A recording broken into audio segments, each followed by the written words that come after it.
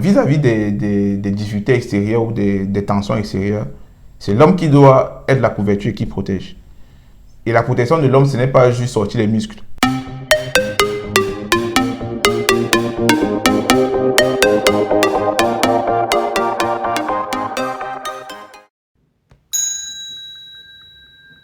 Bonjour à tous et bienvenue dans le 7e épisode de Ce que pensent les hommes.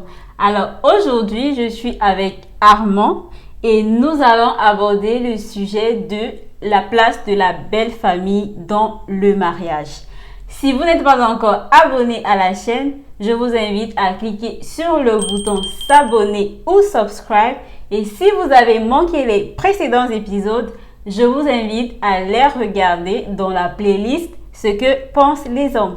Alors, bonsoir Armand, bonjour Armand. Bonjour Laetitia. Voilà, je vais te laisser le soin de te présenter, de dire à ceux qui te regardent qui tu es, ce que tu fais dans la vie, si tu es marié ou pas et depuis combien de temps. Bien, bonjour à tous, bonjour Laetitia. Bonjour. Donc, je m'appelle Armand Kenfak. Ce que je fais dans la vie, je suis auditeur financier. Donc, je travaille pour un cabinet qui s'appelle PwC. Et je vis dans la ville de Rouen, en France. D'accord. Voilà. T'es marié, bien sûr. Ah oui, j'ai oublié de prendre la question. Je suis marié. D'accord, merci. Depuis peu, mais ça va, je suis marié et ça fait moins de 6 mois d'ailleurs, pour ne rien vous cacher. Donc, voilà. T'es nouveau. Je suis nouveau dans le domaine. D'accord. Merci Armand. Mais bon, l'expérience n'est pas forcément le nombre d'années. Et voilà. Ok. Sans plus tarder, nous allons aborder les questions qui nous intéressent ce matin. Ou cet après-midi. Alors, on dit communément en Afrique que quand tu épouses un homme, tu épouses sa famille. Alors, qu'est-ce que tu penses de cette affirmation? Quand tu épouses un homme, tu épouses sa famille. Je pense qu'elle est tout à fait vraie.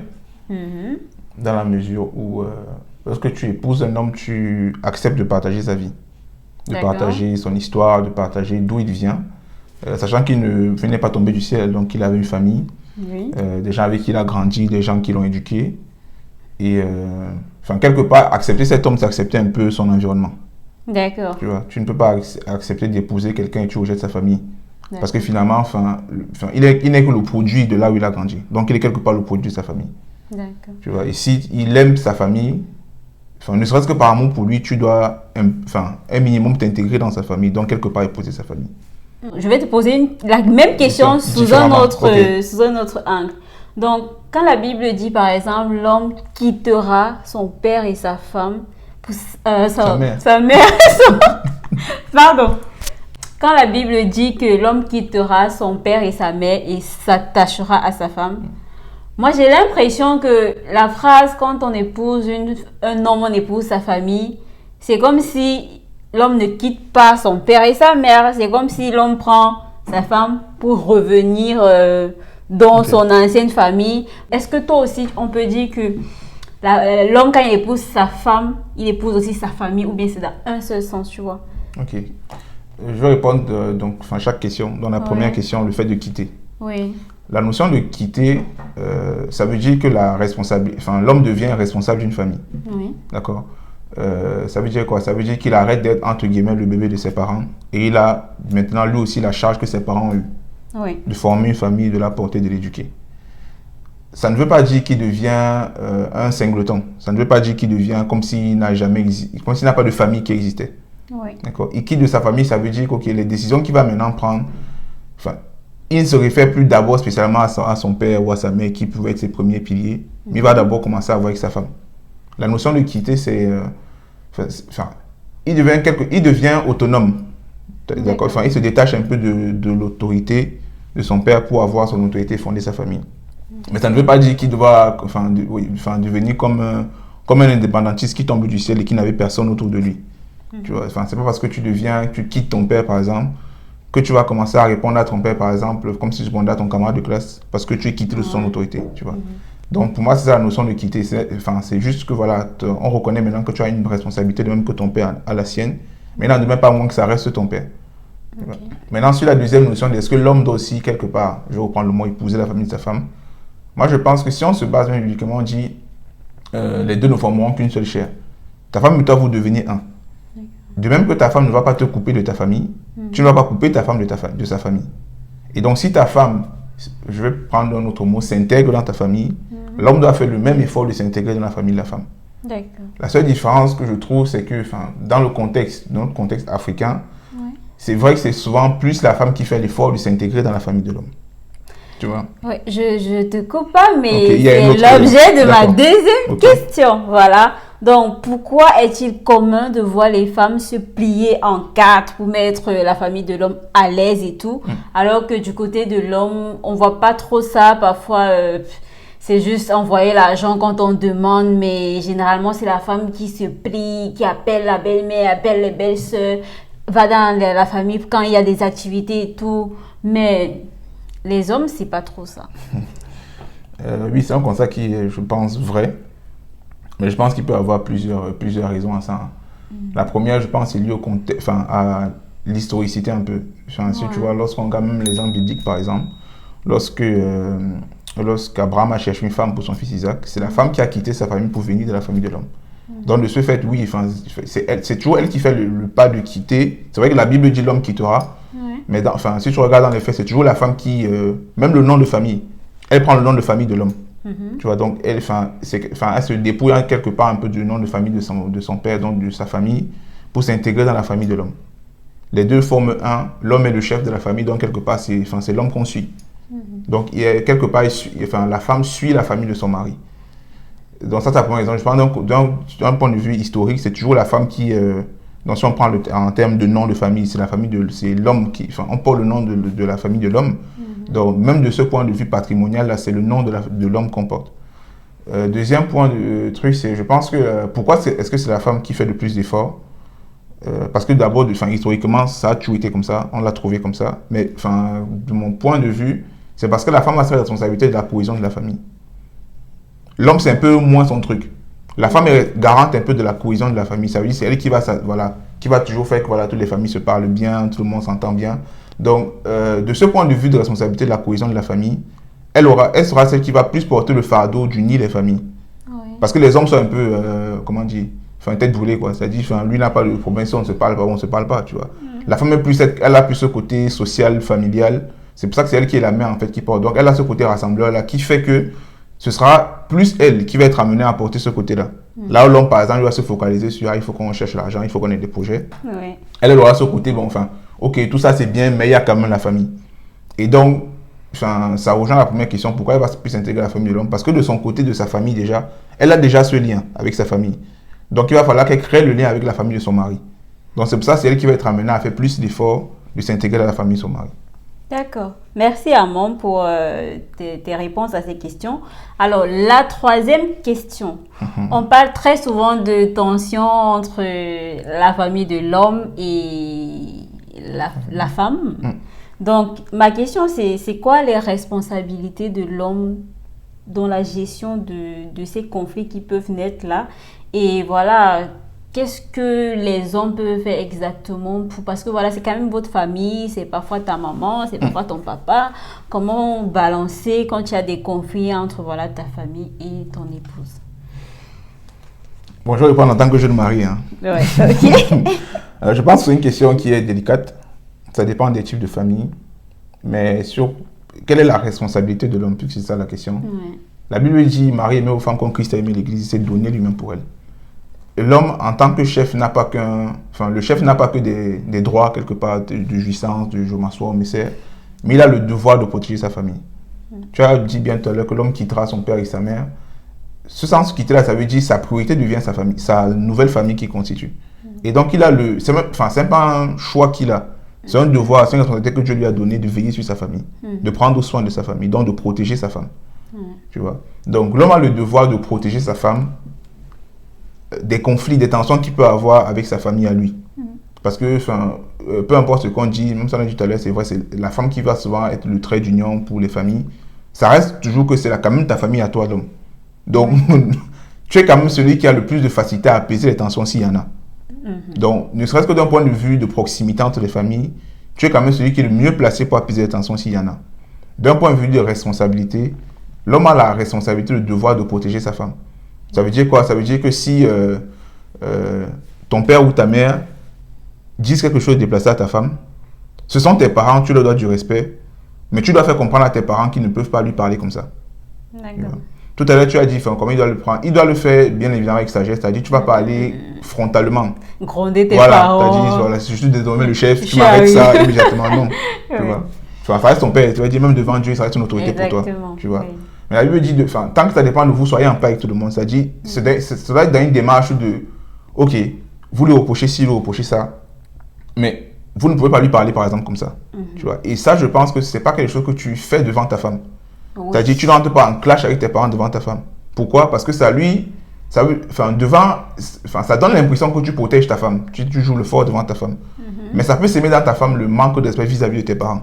Oui. Parce que si elle voit que tu ne respectes pas tes parents, en retour, elle ne va pas les respecter. Et deux, vis-à-vis de tes parents, je veux dire, là, tu empiles la situation. Tu vois, parce que c'est comme si tu les humilies devant ta femme pour montrer que tu es désormais un homme. Tu vois. Et les parents, le bon ou le mauvais effet de protéger leurs enfants. Donc, ça ne va plus être comme mon fils m'a grondé, ça va devenir que ta femme me demande de me gronder.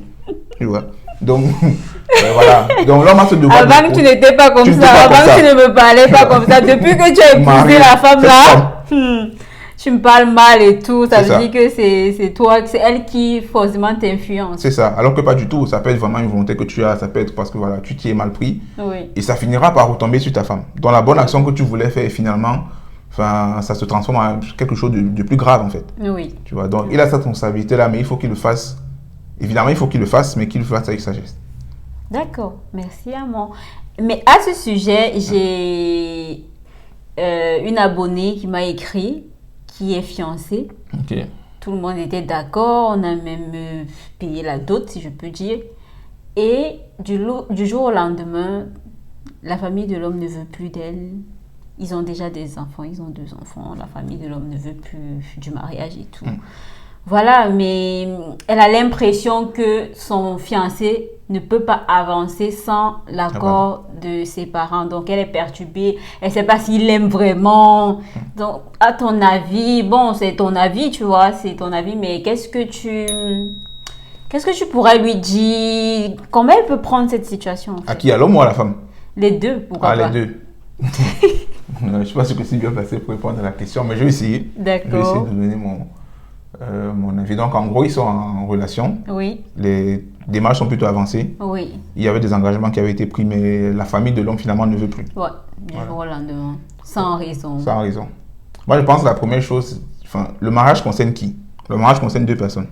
Un homme et une femme qui décident de se mettre ensemble. Oui. Le mariage, c'est un engagement libre de chacun. C'est-à-dire, ce n'est pas ton père qui va te dire tu épouses tel, en principe.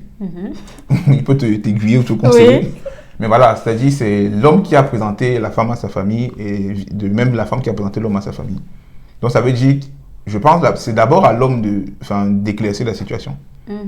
Parce qu'il ne faut pas que ce soit sous couvert de sa famille qu'il, entre guillemets, met fin à la relation. Peut-être qu'il veut, mais il passe par, c'est ma famille qui ne veut plus. Oui, c'est ça. Voilà, comme ça, on se lave les mains, c'est pas moi. C'est pas trop moi, hein, je veux bien, mais ma famille n'est pas d'accord et tout. Moi, je pense qu'une famille a le droit, par amour pour son fils, de donner son avis sur une relation.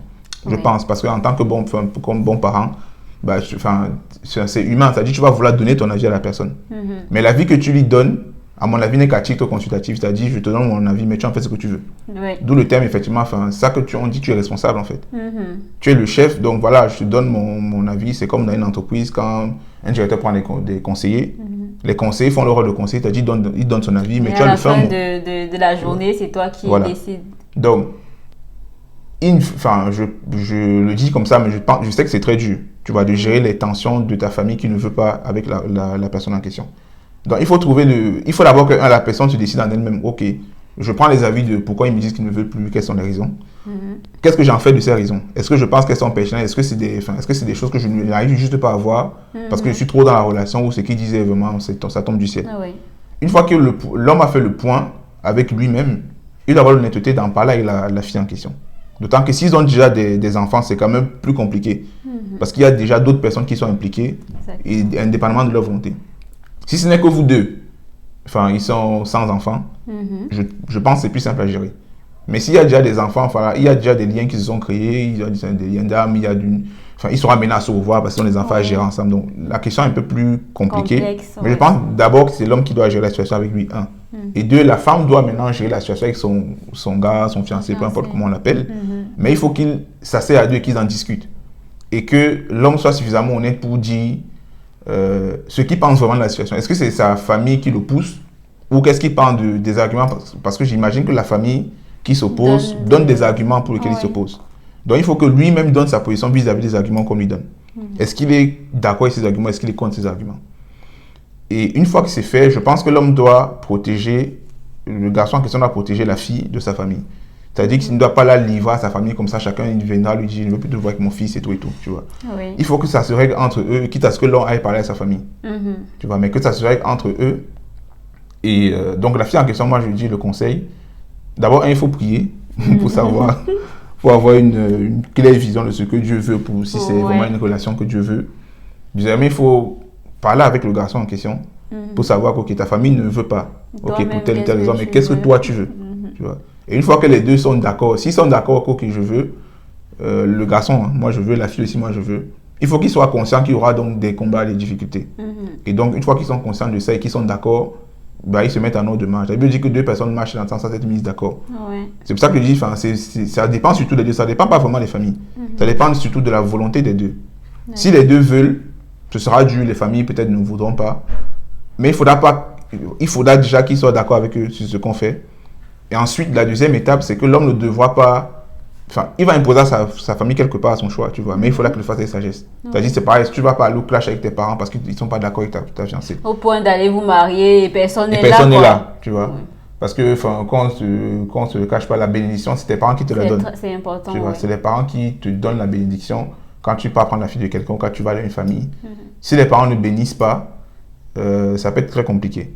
Donc, il faut prier pour ça, prier pour le cœur des parents, parce qu'il y a des situations, effectivement, les parents ne sont pas d'accord, mais après un jour, ils sont d'accord.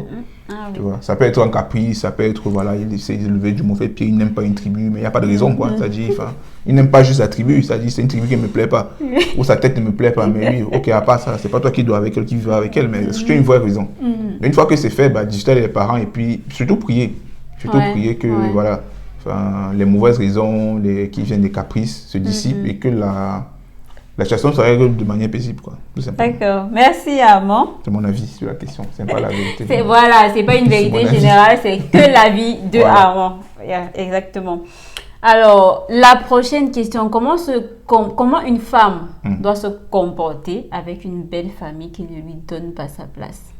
Genre, on vient dans sa maison, on déplace, on trouve que la déco n'est pas très belle, on refait la déco, on trouve qu'elle cuisine pas très bien, on vient faire la cuisine à sa place. Carrément. Comment elle doit se comporter, cette femme-là? Compliqué, non? Compliqué. Je ne sais pas vu ce genre de situation. Alors, comment elle doit se comporter? Je pense que pour moi, elle doit en parler avec son mari. C'est-à-dire, si ta belle-mère, n'importe quoi, débarque chez toi le matin, commence à te dire ci ou ça, je pense que la première réaction, ce n'est pas d'aller. Moi, je crois vraiment que les interactions des parents ne doivent pas se faire par le clash.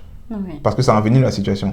Parce que je me mets à la place d'un parent. Si moi, mon fils, que j'ai accouché, que j'ai éduqué, que j'ai élevé, un jour le matin, se met à me gronder, je dis, même si j'ai tort, en bon parent africain, entre guillemets, ne serait-ce que par orgueil, tu vois, je ne vais pas laisser tomber. Tu vois, je vais dire, ok, autant que ça t'empire, mais c'est pas moi qui vais céder. C'est toi le père. Voilà. Pas parce que lui, il attend, hein, parce qu'il a juste mal amené la chose.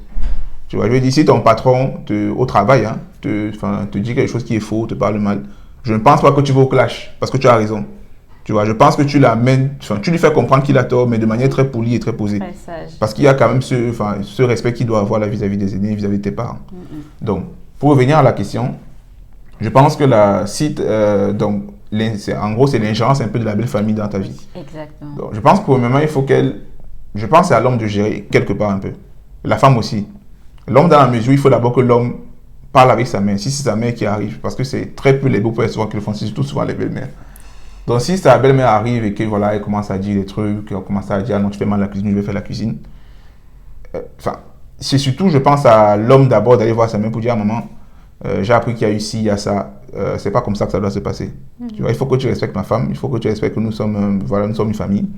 Et tu ne peux pas venir chez moi décider que tu vas faire la cuisine. Ma femme peut peut-être mal faire la cuisine. Tu peux le constater. On est d'accord. Mais même si tu veux lui dire, tu ne lui dis pas comme ça. Tu vois, parce qu'en blessant ta femme, quelque part, c'est toi qu'elle blesse. Tu vois, parce que vous ne formez plus qu'un. Et c'est ce que des fois on a du mal à concevoir, c'est que ta femme, quelque part, c'est toi. Tu vois, ta femme est ton reflet. Donc si ta mère parle mal à ta femme, quelque part, c'est comme si c'est à toi qu'elle parle mal. Et donc c'est à l'homme d'abord de gérer avec sa famille. Ensuite, je pense aussi qu'il faut que la femme, enfin, parce que ta belle-mère, quelque part, c'est comme ta mère, c'est censé être ta mère. Donc elle est censée avoir une relation aussi avec la mère, avec la belle-mère. Tu vois. Donc il faut qu'elle trouve le moyen de parler à la belle-mère pour dire à maman, enfin, ok, je peux comprendre que tu n'apprécies pas ci ou ça. Oui. Tu vois, mais je n'apprécie pas aussi que tu viennes chez moi, parce que pour le coup, c'est vraiment chez elle, et c'est pas chez son fils. Et tu commences à donner des ordres, parce que c'est pas chez toi. Parce que je ne pense pas que tu apprécierais que quelqu'un d'autre vienne chez toi et te dire, ah non, ton sol est mal lavé, il faut que tu relaves. Ou bien donne-moi le sou, je vais relaver. Tu vois.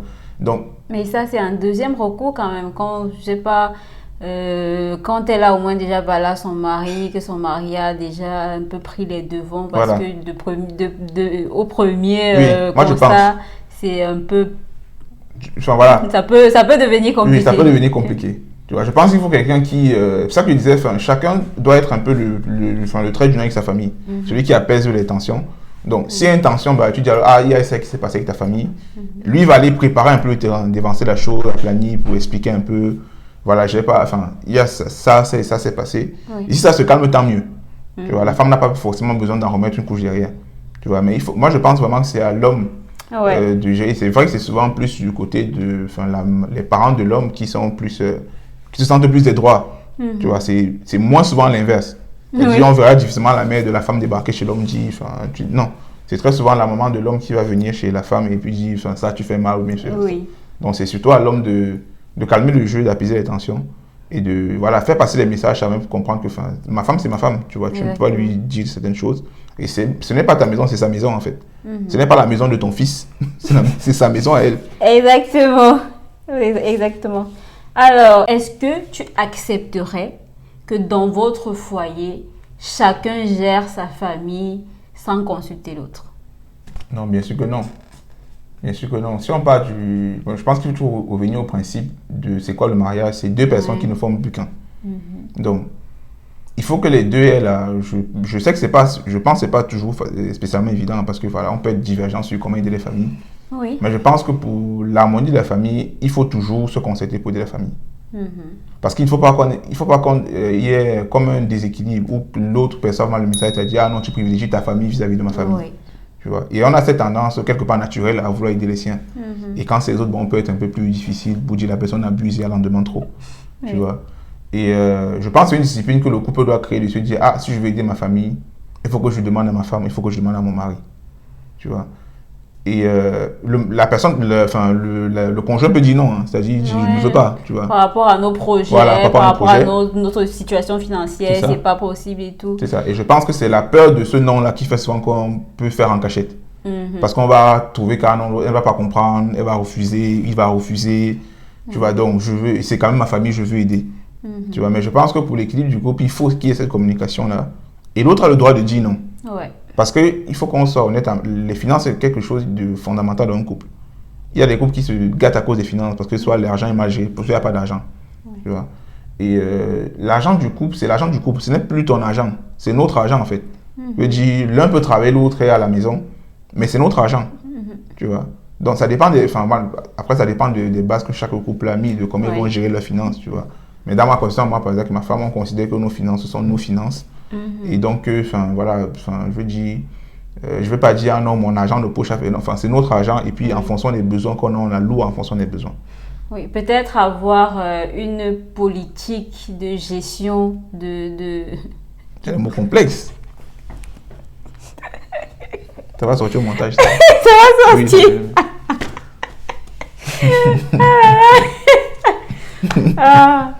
Donc, je disais peut-être avoir une politique de gestion des finances. Se dire par exemple que, voilà, toi, tu as ton salaire à la fin du mois, moi j'ai le mien. Ce que moi j'ai souvent pensé, genre, idéalement, c'est genre, on a peut-être deux comptes communs. Un compte dans lequel on fera de l'épargne exclusivement pour nos projets à moyen et long terme. Un autre compte courant pour la gestion quotidienne. Et dans ce compte courant-là, on fera quoi, les factures de la maison, les aides aux familles et bien évidemment après cette consultée. Et le reste d'argent qu'on a, voilà, c'est pour nos besoins personnels et tout. Mais pour tout ce qui sera aide à la famille et tout, on puisera dans cette cagnotte-là en se consultant. Et on peut se dire aussi, pourquoi pas, par mois, on ne dépasse pas telle somme pour chaque famille. Oui. Donc, quel que soit alpha, bêta, lambda, le problème qui survient, on sait qu'on ne dépasse pas ça. Maintenant, il peut y avoir des situations extrêmes, vraiment extrêmes, où on se dit, ok, question de vie ou de mort, il faut vraiment aider. Mais c'est donc commun accord qu'on le fait et on se dit, voilà. Je pense que si de base, on a établi ça, peut-être ce sera plus facile. En fait, la question que tu poses, je pense que c'est même plus là. C'est surtout la question de gestion des finances d'un couple. Tu vois. Parce que là, c'est l'aide, mais je pense que la vraie question, c'est la gestion des finances d'un couple. Et je pense que c'est des choses qu'on néglige souvent. On se dit, bon, on verra. Tu vois, mais je pense que ça fait partie des fondamentaux. Lorsqu'un couple est en période de fiançailles et qu'il part de leur couple, c'est des questions qui doivent se poser de comment est-ce qu'on va gérer nos finances. Enfin, il peut y avoir plusieurs modèles. Il y a des modèles où, par exemple, on a un seul compte commun. C'est-à-dire tous nos salaires tombent dans le même compte. Ensuite, on se répartit chacun son argent de poche et puis on alloue les dépenses. Effectivement, on fait, comme tu dis, des politiques budgétaires où voilà, on va mettre 200 € pour les aides à la famille, 300 € pour la vie de la maison. Et chacun a son argent de poche, n'importe quoi, 500 € par exemple. Si on a cette politique-là, par exemple, donc on a déjà un budget, entre guillemets, familial pour aider les personnes, la famille. Et chacun nous doit son argent de poche. Exactement. Donc, je pense que rien n'empêche que dans ton argent de poche, tu es bon de sortir pour aider. De te sacrifier par rapport à ce que tu devais faire perso pour aider. Voilà, dans ce contexte-là, voilà, effectivement, en tout cas, c'est mon avis. Hein, tu n'as pas spécialement besoin de me demander. Oui, exactement, parce que ce qu'on s'était déjà dit est respecté. Voilà. Après, par transparence, tu me diras, tiens, j'ai aidé tel, mais c'est ton argent de poche, je n'ai pas, entre guillemets, tant de mots à dire qu'on s'était déjà accordé sur l'argent de chacun. Oui. Tu vois, mais pour ce qui est de l'argent de la famille qu'on a décidé que c'est notre argent commun, tu ne peux pas te permettre d'aider à droite à gauche sans me demander mon avis, même si c'est ta mère ou c'est ton père. On est d'accord, mais ça veut dire qu'il y a un problème de confiance. C'est-à-dire que tu ne me fais pas suffisamment confiance pour... Enfin, tu te dis que je ne vais pas comprendre en fait le besoin. C'est-à-dire que tu n'as pas suffisamment confiance en moi. Tu ne penses pas que j'aime tes parents autant que tu les aimes. Parce qu'en fait, c'est ça. Parce que des fois, on veut dire ses parents parce qu'on se dit, ah non, mes parents ne peuvent pas comprendre. Mais en fait, ça veut dire que tu supposes qu'elle n'aime pas, entre guillemets, suffisamment tes parents. Tu vois. Alors que justement... Quand c'est tes parents, ça va vite. Quand c'est les miens, c'est un peu comme ça. C'est ça. Mais c'est un fait qui existe, hein, c'est-à-dire, oui, des fois, on aime plus ses parents que les beaux-parents. Il ne faut pas que ça arrive. Et c'est aussi, moi, je pense que c'est parce qu'on connaît aussi la réalité de notre famille plus que l'autre. Plus que l'autre, ça, c'est pas faux. Du coup, on aura toujours tendance à comprendre quand la maman dit ceci parce qu'on connaît sa réalité. Et notre épouse ou notre époux ne comprend pas forcément cette réalité-là et ne comprend pas pourquoi il faut toujours donner de l'argent et tout. Mais le point que tu dis est intéressant parce que justement, comme tu connais trop la réalité de ta famille, tu as du mal à avoir du recul sur ça. C'est pour ça qu'on entend parler des familles qui ont arnaqué à droite à gauche, des frères qui sont en Europe. Parce que comme il est tellement impliqué émotionnellement, il a du mal à se détacher et réfléchir de manière rationnelle. Je pense qu'à un moment donné, où la raison doit primer sur les émotions. C'est ta famille, ils ont des problèmes, ils ont des besoins, ok. Ça, je l'entends, c'est un fait. Ou pas d'ailleurs, c'est pas vérifié. Parce qu'il y en a qui ne sont pas vérifiés. Mais il n'en demeure pas moins que votre famille est ce qui est prioritaire en fait. Donc, il y a vos besoins, il y a les besoins, et vous arbitrez, votre famille doit passer en premier. Maintenant, vous aidez vos parents, évidemment, parce que, je vais dire, la simple, honnêteté intellectuelle, je peux appeler ça comme ça. Tes parents ont fait pour toi, donc il y a un devoir quand même que tu as vis-à-vis d'eux. Tu vois, mais il faut quand même quelqu'un qui est, entre guillemets, rationnel. Si chaque mois, tes parents te demandent la moitié de ton salaire, et que tu n'as pas la capacité, parce que tu es trop impliqué émotionnellement, de dire non, mais là, effectivement, il faut que ton conjoint te dise non, là, tu en fais trop. Pour telle et pour telle raison. Ce sont tes parents, c'est vrai, mais ils ne peuvent pas te demander autant, parce que tu n'es pas milliardaire, en fait. Tu vois, donc, ton conjoint peut avoir aussi ce recul-là de se dire, ah, chérie, c'est vrai que bon, ce sont tes parents, mais tu vois, on a déjà envoyé tant ce mois, je comprends le besoin, tu vois. Mais si tu envoies ça, nous-mêmes, on sera en difficulté. Il peut arriver des moments où vous sacrifiez parce que c'est vraiment une nécessité, un cas de maladie, un vrai cas, mais ça ne doit pas être récurrent tous les mois, où on te demande des sommes astronomiques, chaque fois ça doit sortir parce que ce sont tes parents. Et le fait de dire à l'autre, donne cette contrainte-là quelque part et cette sécurité de te dire, ah, l'autre pourra peut-être analyser mieux que moi la situation. Voilà. D'accord.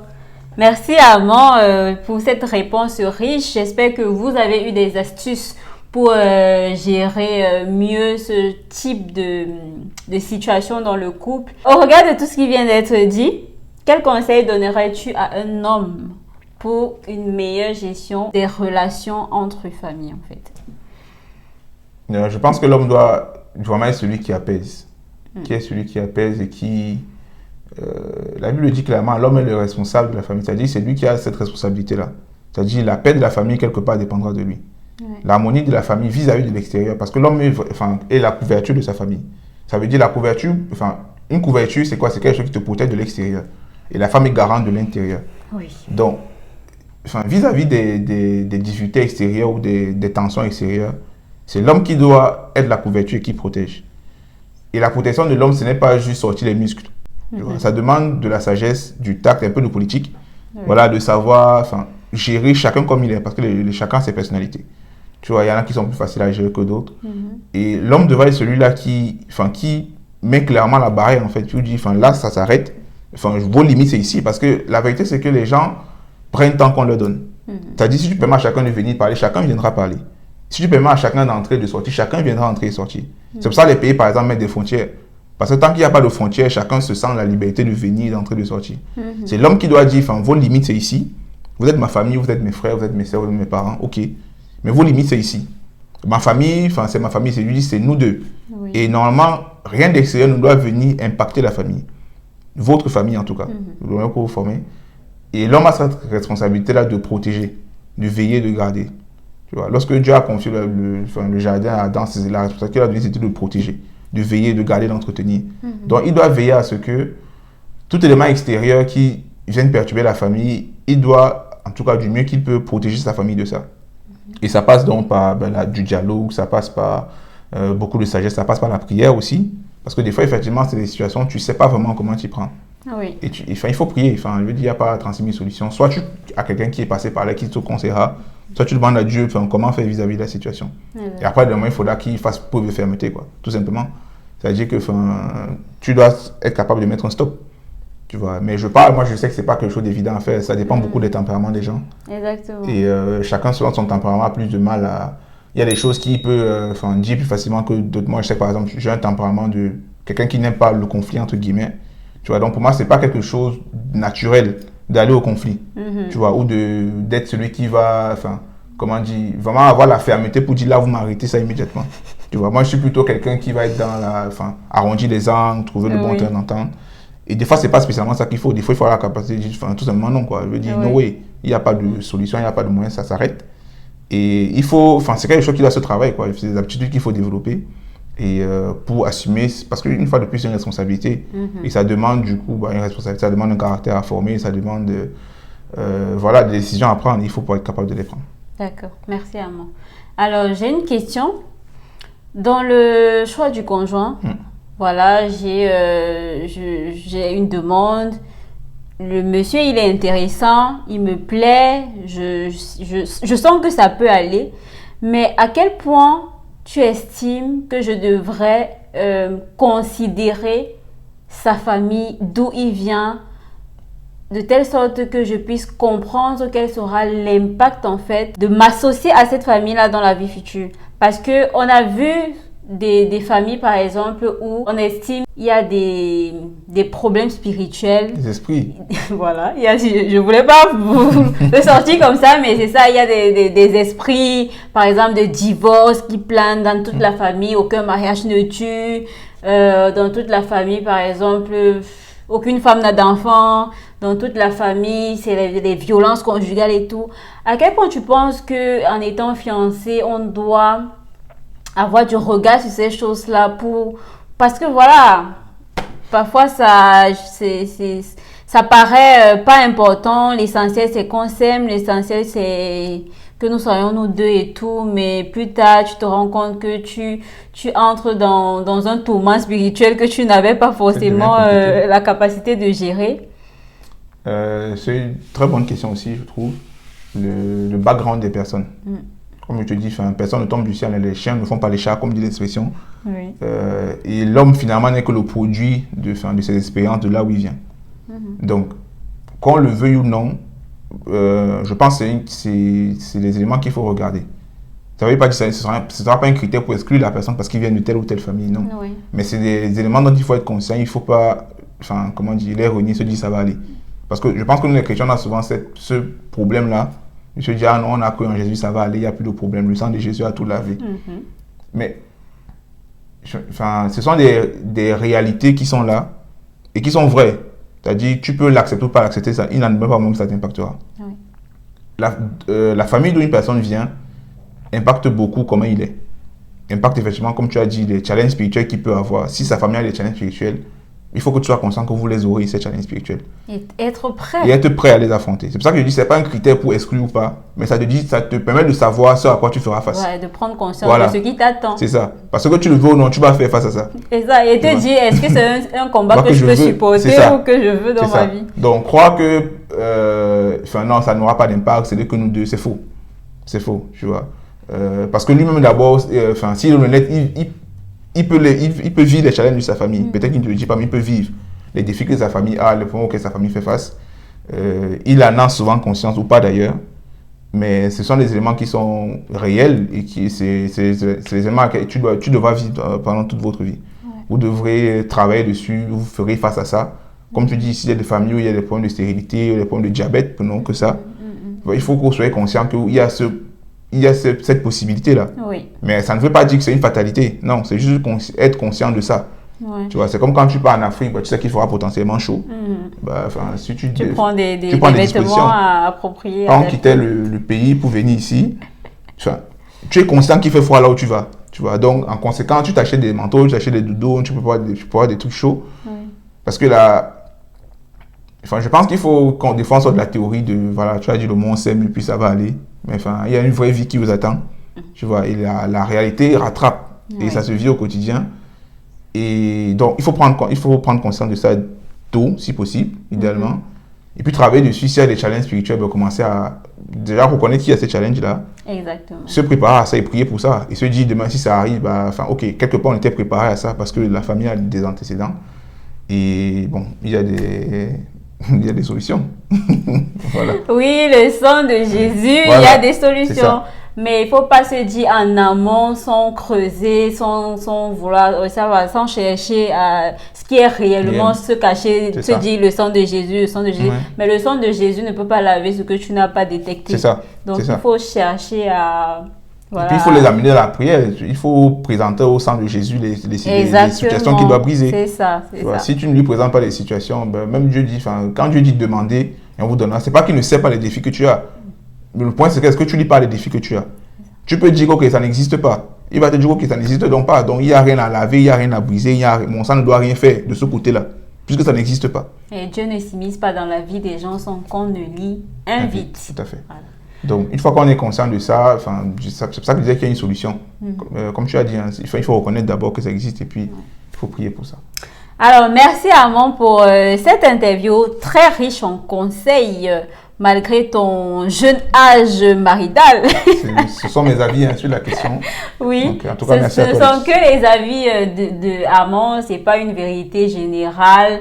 Chaque situation est différente, chaque couple est particulier, chaque famille est particulière. Donc, merci Armand pour cet échange, pour ta disponibilité. Et voilà, quant à vous, je vous dis à la semaine prochaine pour un nouvel épisode de Ce que pensent les hommes. Armand, j'ai un petit quiz à te faire passer. Est-ce que ça te va? Ok. Alors, à tout de suite.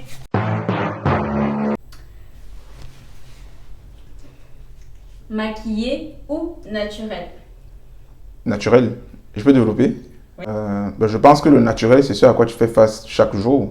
Donc, le maquillé, c'est pour les exceptions, les sorties, des choses comme ça. Mais il est mieux le profil naturel, puisque de toute façon, tu vivras avec le naturel au quotidien. Donc, je pense que naturel. Bavard ou réservé? Réservé. Je suis déjà suffisamment bavard, je trouve. Donc, réservé, mais un petit peu bavarde quand même pour faire la conversation. Casanière ou non? Non. Je ne suis pas casanier, je trouve. Donc, si elle est casanière... non, je ne vais pas développer. Orienté famille ou orienté carrière? Orienté famille, sans hésitation, orienté famille. Entreprenante ou accompagnante? Entreprenante, sans hésitation. C'est... comment dire? Je préfère entreprenante parce que voilà, c'est challengeant déjà, même pour moi, je trouve. Et puis, je préfère juste tout court, quoi.